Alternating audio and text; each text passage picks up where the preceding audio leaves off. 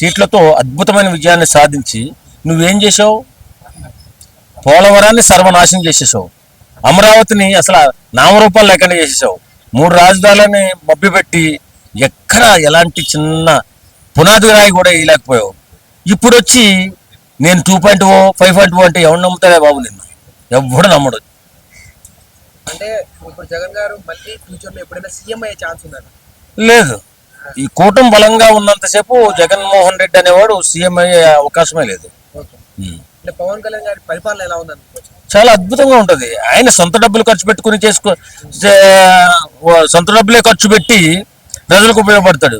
అలాంటి వ్యక్తి వేళ పవర్లో ఉన్నాడు. బ్రహ్మాండంగా చేస్తాడు. బ్రహ్మాండంగా జరుగుతున్నాయి కూడానే.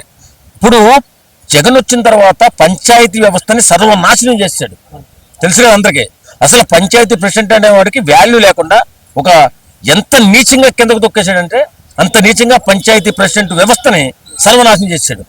ఇప్పుడు పంచాయతీ వ్యవస్థని మన పవన్ కళ్యాణ్ గారు బలోపేతం చేస్తున్నారు బ్రహ్మాండంగా. ప్రతి ఊర్లలో కూడా ఇప్పుడు మొన్న కూడా ఒక మీటింగ్లో ₹1,00,000 పంచాయతీకి ఒక పంచాయతీకి కూడా ఇచ్చారు. ఎవరు? పవన్ కళ్యాణ్ గారు. పంచాయతీరాజ్ మంత్రి కాబట్టి. అలాంటి జగన్ వచ్చి ఏం చేస్తాడండి చెప్పండి? ఏం చేస్తాడు? ఏమీ చేయలేడు. చేయటానికి ఆయన చుట్టూరు గోడ కట్టేసుకున్నాడు. ఆయనకి అర్థం కానిది ఏంటంటే చుట్టూరు గోడ వాళ్ళ రెట్లతోనే కట్టించేసుకుని వాళ్ళ భజన చేస్తుంటే అలా హాయిగా పడుకున్నాడు ప్యాలెస్లో. అలాంటి వ్యక్తి ఇప్పుడు సడన్గా వచ్చేసి నేను మళ్ళీ ఇది చేస్తా అంటే ఎవడు నమ్ముతాడు? ఎవడు నమ్మడు. తర్వాత ఆయన చేసిన తప్పు, అతి పెద్ద తప్పు ఏంటో తెలుసా? పవన్ కళ్యాణ్ లాంటి మనిషిని విమర్శించడం. పవన్ కళ్యాణ్ మనిషి కాదు, ప్రజల్లో దేవుడు. ఎందుకంటే ఆయన సంపాదించిన దాంట్లో 80% పేద ప్రజలకు దానం చేసినటువంటి మహానుభావుడు. అలాంటి మహానుభావుడిని ఉచ్చనీచాలు లేకుండా నీచంగా తిట్టించిన వ్యక్తి జగన్.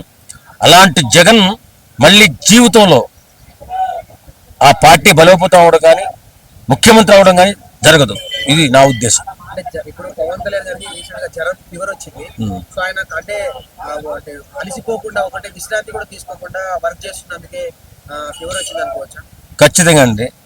వర్క్ కూడాను. తర్వాత ఆయన ఎక్కువ ఉపవాసాలు చేస్తారు. ఎందుకంటే దైవభక్తి ఎక్కువ కదా, అందువల్ల ప్రాబ్లం వచ్చి ఉంటుంది. త్వరలోనే రికవరీ అవుతారు. అంటే కేఏ పాల్ కూడా జగన్ సరసన చేరి పవన్ కళ్యాణ్ విమర్శిస్తున్నారు. దానికి ఏమంటారు? ఒకప్పుడు దేవుళ్ళలాగా ఉన్నవాడు ఇప్పుడు వెధవలాగా మారిపోయాడు. ఇప్పుడు కేఏ పాల్ అనే పిచ్చనా కొడుకు ఏం పనే? ఆ వెధవకు బుద్ధి జ్ఞానం ఉందా? ఏం పడితే అది మాట్లాడతాడు దరిద్రుడు. పవన్ కళ్యాణ్ గురించి మాట్లాడి గడిచి నీకెక్కడ ఉన్నారా సన్నాసి? నువ్వు అలా మాట్లాడు కేఏ పాల్, వెర్రిపప్పులా మిగిలిపోతావు. సన్నాసి మాటలు మాట్లాడి వెధవలాగా నిలిచిపోకు. ఇది నా ఉద్దేశం.